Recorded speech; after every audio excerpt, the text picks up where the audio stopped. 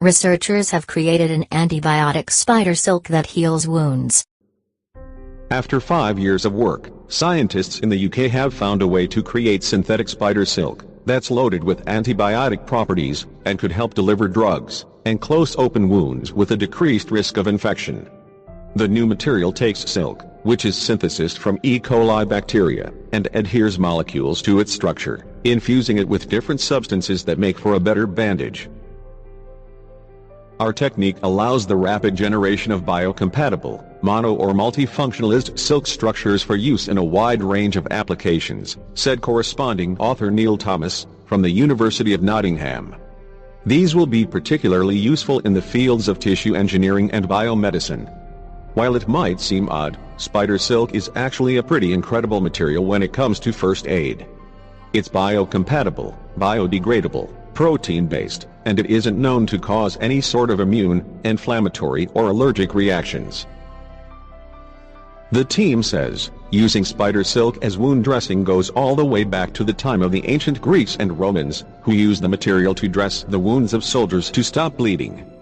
This process usually involved soldiers using a honey-vinegar mixture as an antiseptic to keep the wound clean, and then wrapping it in wads of spider silk to keep it safe. The team basically took this idea and modernized it with new technology. Instead of using real spider silk, they made their own by synthesizing strands from E. coli bacteria in the lab. Once they had that procedure down pat, they discovered that they could decorate the silk by covering it with antibiotic levofloxacin, a drug commonly used for treating bacterial infections. To pull that off, the molecules are clicked into place inside a solution of synthesized spider silk, before the proteins are turned into the actual strands. The best way to envision this is to think of a ball of yarn.